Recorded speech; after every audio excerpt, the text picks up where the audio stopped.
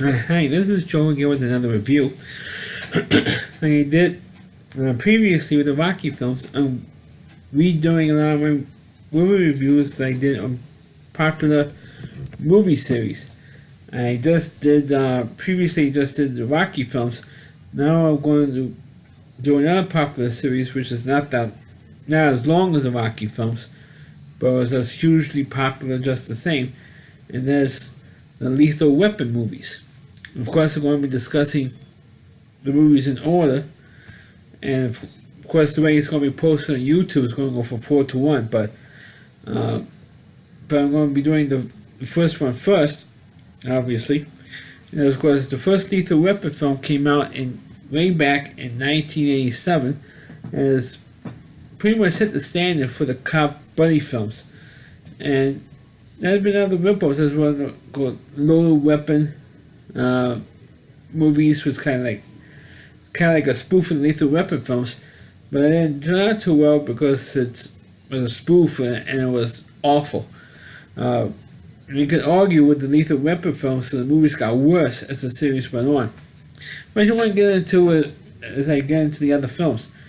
But right now, I'm going to be just discussing the first one.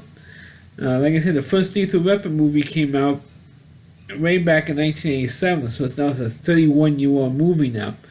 And of course, there's always a huge debate with the first film, whether or not it should be considered as a Christmas movie, because it's based around Christmas time, or it's set at Christmas time in California. Same thing with the first two Die Hard movies. You have the same debate because the first two Die Hard films are also based around Christmas time. But neither here nor there. And well, even though it is saying a Christmas time, it's not really. I don't think it's really a Christmas film, because just because it's set at Christmas time doesn't mean it's a Christmas movie. I mean, they use the Christmas as a backdrop for. It's not a religious film. It's not a film about the holiday, like previous Christmas movies, like we're watching. It's just a movie set at Christmas time, just like Gremlins, same thing. They use Christmas as a backdrop for the actual film. That's what this one was. But it's not in your face with Christmas. You got to spend time with family, yada yada yada. Like the Christmas movies during the 40s, 50s, and 60s. But anyway, getting back to Lethal Weapon, this movie stars, of course, Danny Glover, Mel Gibson, who was fresh coming off of the Mad Max films, and you also have Gary Busey. And the actual villain, who was played by Mitchell Ryan, who was coming off of being in the first North and South movie. He played Patrick Swayze's father in the first Lethal Weapon film. The first North and South miniseries. It was on ABC. So this film stars Danny Glover as a 50-year-old guy who was in the LA police force, who was a Vietnam vet, which is established in this film. Because this movie, it's in your face with the whole Vietnam War thing. And I get into more details later.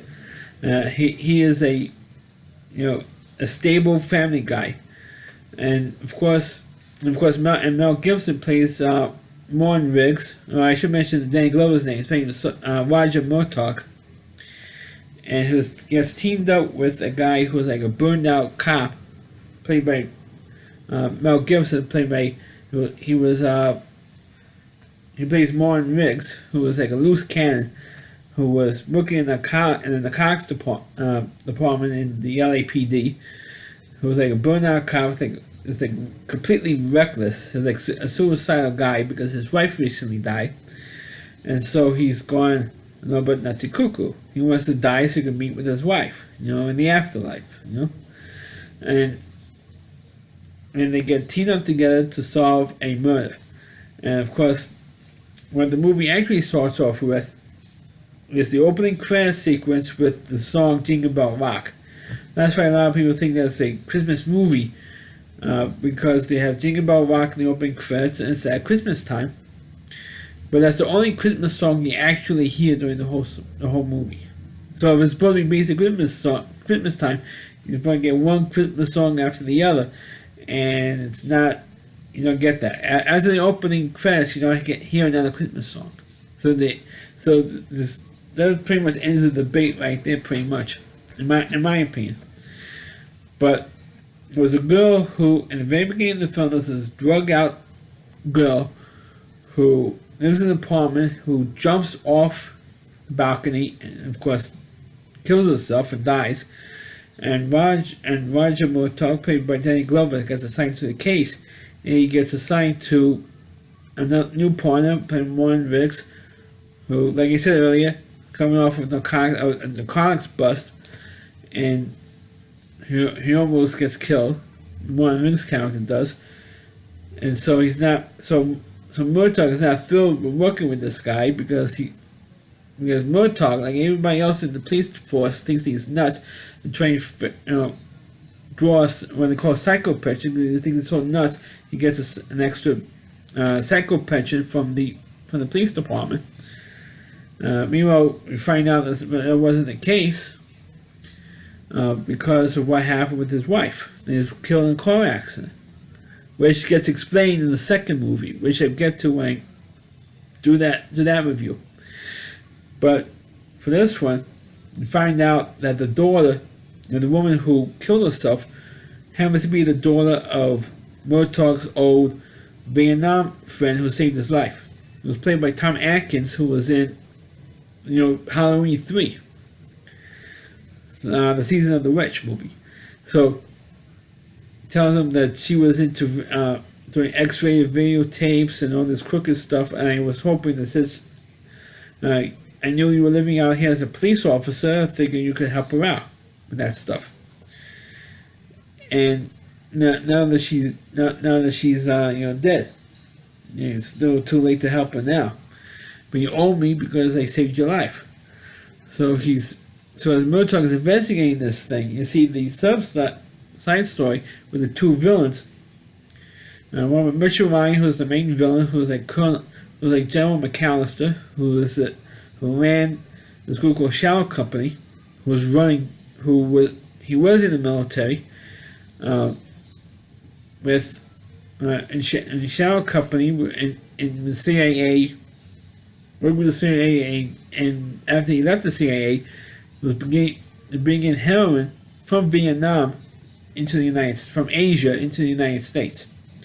And his colleague was Thug, pretty much. It was played by Gary Busey, named Mr. Joshua, as they call him through the whole film. There's no other names but Joshua, or Mr. Joshua, throughout the film.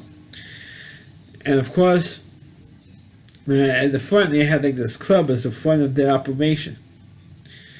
And they find out that the drugs that the girl was taking, who took a nosedive at the beginning of the film, was the drugs that she was taking was poison.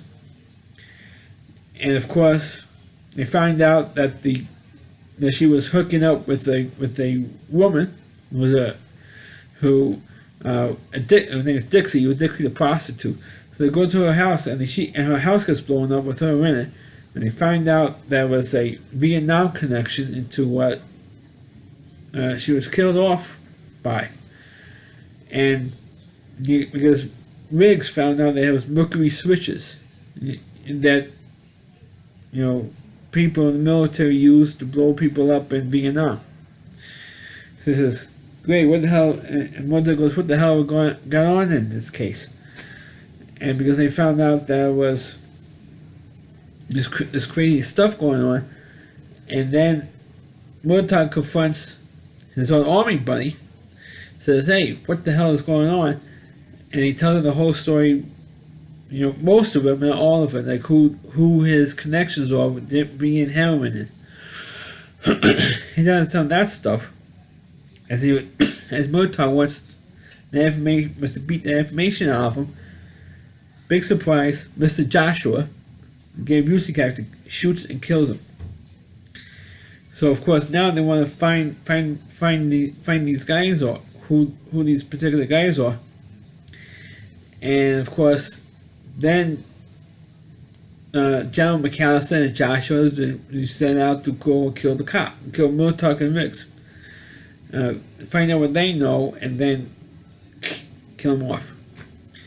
So that's what happens, and both of them end up getting, both Riggs and Murtaugh gets captured by Joshua McAllister after McAllister kidnaps, or Joshua kidnaps, which you don't see in the film, kidnaps Murtaugh's daughter, was played by Tracy Wolf in the first movie. And of course, in this movie, she was hot in this movie, but as the other three films, she was not as hot, and she was in the first film for some reason. But neither here or there. But they captured Riggs and Murtaugh, and they start torturing. Joshua and McAllister started torturing the two of them. Joshua was torturing Riggs, and McAllister was torturing Murtaugh. And of course, they eventually did get out. And of course, they had in the rest of the movies, they upped the action in the rest of this film. And of course, the action sequences, of course, were very, very, very good. And this big shootout along that, in the middle of one of the many highways in LA. And they had this big, shootout between Riggs and Joshua's character, because Riggs just wants to kill Joshua's ass so bad. He wants to kill him so bad, it's not even funny. And then, of course, they eventually have a big fight scene, which I understand. I think it took about 4 days just to shoot the whole fight sequence. Four nights in a row, because they shot at night. It took them like 4 nights to shoot that sequence with Gary Busey and Mel Gibson. They used all kinds of jiu-jitsu and all the kind of martial arts fighting techniques, karate, jiu-jitsu, judo, you name it was used in that fight sequence. And it's definitely really violent and really quick, down-and-dirty fight between the two of them on Murtaugh's lawn, because Gary Busey's character knows where they live, and they crash the house. And this is the only other mention before they had that big fight. The only other Christmas reference was that on the TV sets in Murtaugh's house was tuned on to the 1951 Christmas Carol movie with Alistair Sim in it. That's the only other Christmas, other than the opening credits with the song Jingle Bell Rock, where you had an actual Christmas reference. So that's why there's always a big debate whether this should be a Christmas movie, the first Nathan Rapper film or not. So anyway, then you had the big fight scene. And of course, then you had, then Murtaugh could finally trust Riggs and didn't think that he was really crazy after all. Because it was, like I said, there was a whole sequence where Riggs wanted to kill himself. And that's a theme through the whole movie. And that's one scene very early on, after that drug bust I mentioned earlier, that Riggs took a part in. He actually put his gun in his mouth, and it's pretty graphic to see that in the movie. It's like one thing that's shocked, instead of putting it under his head like this, he actually physically puts it in his mouth, and it's pretty quite shocking to see that. Of course, there's also that running gag that Murtaugh says, or the line from the movie saying, "I'm too old for this shit."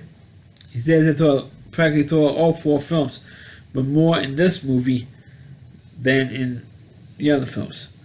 Because he says that line like 3 times. The first time when he meets Riggs, and Riggs flips him over, because Murtaugh saw he was playing with his gun, or reloading his gun or fixing it. And Murtaugh's yelling, "Gun, gun!" And he tries to stop Riggs, and Riggs just flips him over. And he said, "Raj, meet your new partner." And with Mel Gibson, that was a funny way to meet each other. And he says, "I'm too old for this shit." And then another time, another famous scene where Riggs talks down a jumper, the guy who's about to jump off the building and commit suicide, talks him out of it by handcuffing him, and he literally falls off the building with the suicide jumper. And Murtaugh rips him a new one, and they get into a fight. He almost kills himself then. And that's Riggs almost kills himself in that scene. Not just after they jumped the building, but the argument that he had with Murtaugh. And Murtaugh talks to the psychiatrist, who was really one of the few people who was in every single one of the 4 films. I mean, you should mention all the people who were in all 4 films. One of the places psychiatrist, I know her name was, but one of the few who played all 4 movies. along with the captain. I understand the guy who played the captain recently died. I think that died not long ago. I think I'm not 100% sure. And besides, another than Woodtalk's family, those were the only characters who were in all four Lethal Weapon films. But the first one was really cool, and they did, like I mentioned earlier, they did put a lot of Vietnam War stuff in it. I think it was also at that time in the mid '80s when you had a lot of movies that it was either based on the Vietnam War, because the year before you had Platoon came out. You have Full Metal Jacket, and also had the Rambo movie, or the first two Rambo movies were released already at that time. So you had a lot of Vietnam War stuff, references or movies based on the Vietnam War out around that time. So they put it in this one, and it looks like to me that Mel Gibson was like too young to be in the Vietnam War. But they said, oh, he was like 17 or 18 years old when he was in the Vietnam War when it ended. In 1969, so, well, that's what they did in this film. But it's also said the president saying that the black guy is the most stable guy, and the white guy was nuts. This was the movie that set that trend to say the black guy is more than the white guy, or more stable than the white guy is. Usually, movies before this one would be the opposite. The black guy would be nuts, and the white guy is a normal, stable family man. That's what set that trend, because I guess, I think maybe because Danny Glover is older. That's probably why they did it that way. And also, Mel Gibson is also the one who plays like a nutty character. It's ironic now, right? The way he is now. But that's what they decided to do then, and it worked. It worked for this film, and there were so many other films that parodied it after that, like I mentioned earlier, in the Lethal Weapon films. But this movie set the trend for the buddy cop films, and they came up with the whole franchise of 4 movies. Which I think maybe last one movie too long. But we get into it when they do the other films. So that's my review of the first Lethal Weapon film. Please click on the video, please feel free to comment on it. Please subscribe to my channel, and please forward this video onto your Facebook pages. You can check out all my reviews and on my YouTube channel at rowdyc.com, that's OWDY, rowdyc.com, that's the homepage of the Rowdy Reviewer, Chris Lee Moore, and please check out all of his content on his website. Thanks for watching, and catch you next time.